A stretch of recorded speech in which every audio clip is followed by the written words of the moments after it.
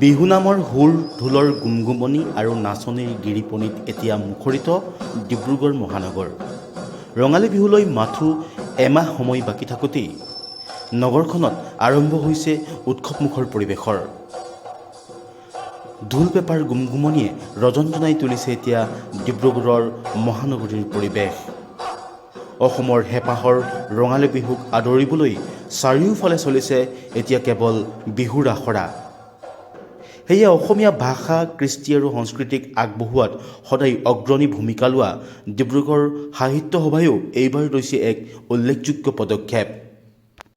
বৃহত্তৰ Dibrugarh press club, Dibrugarh সাহিত্য সভা, নৃত্যাংকন কলাকেন্দ্ৰ আৰু মূৰ্ছনা সংগীত বিদ্যালয়ৰ উদ্যোগত সাহিত্য সভাৰ বাকৰিত 8 দিনীয়াকৈ বিহু আখৰা অনুষ্ঠিত কৰিছে।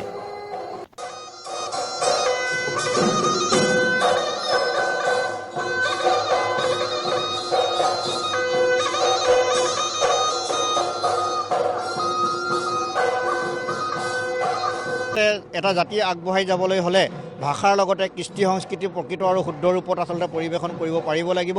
আমাৰ কৃষ্টি সংস্কৃতিয়ে আমাৰ জাতিটোক আগুৱাই নিয়াৰ ক্ষেত্ৰত আচলতে যথেষ্ট ভূমিকা গ্ৰহণ কৰে আৰু এই উদ্দেশ্যে আমি প্ৰতিবাৰৰ দৰে এইবাৰো আমি কাৰ্যসূচী ৰূপায়ণ কৰিছোঁ। উঠি অহা নৱপ্ৰজন্মক নিজৰ কৃষ্টি আৰু সংস্কৃতি শুদ্ধ আৰু পৰিশীলিত ৰূপত শিকোৱাৰ লক্ষ্যৰে আয়োজন কৰিছে এই বিহুৰ আখৰা। অহা 29 মাৰ্চলৈকে চলিবলগীয়া এই আখৰাত অসমৰ জনপ্ৰিয় বিহুদল ৰং বসন্ত বিহুদলে বাদ্যসংগত কৰি বিহু আখৰাক দিছে এক অনন্য ৰূপ। এই আখৰাত প্ৰশিক্ষক হিচাপে ভাৱনা গগৈ, আবৃতা লিজা পাঠক, অনাতাঁৰ শিল্পী ভূপেন গগৈ, বৰ বিহুৱতী ৰুবি গগৈ সন্দিকৈ, বিহুৱা বিতুপন দাস, কণ সোণোৱাল আৰু ৰক্তিম বুঢ়াগোহাঁয়ে কণ কণ প্ৰশিক্ষাৰ্থীসকলক প্ৰশিক্ষণ প্ৰদান কৰিছে।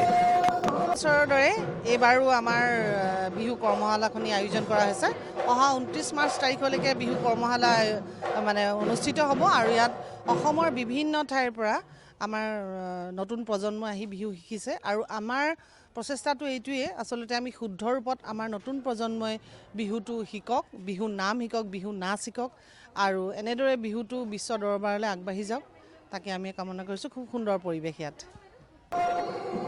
সামগ্ৰিকভাৱে ৰঙালী বিহুৰ আগমনৰ পূৰ্বে ডিব্ৰুগড়ত আয়োজন কৰা এই বিহু আখৰাই কেৱল উৎসৱৰ আমেজেই নহয়, বৰং নৱপ্ৰজন্মক কৃষ্টি সংস্কৃতিৰ প্ৰতি আগ্ৰহ আৰু অধিক বৃদ্ধি কৰিব। উদ্যোক্তাসকলে আশা প্ৰকাশ কৰিছে যে এই প্ৰচেষ্টাই আগন্তুক দিনত অধিক সংখ্যক যুৱ প্ৰজন্মক বিহুৰ পৰম্পৰা শিকিবলৈ অনুপ্ৰাণিত কৰিব। ডিব্ৰুগড়ৰ পৰা ৰক্তিম দাসৰ প্ৰতিবেদন, লোকেল 18।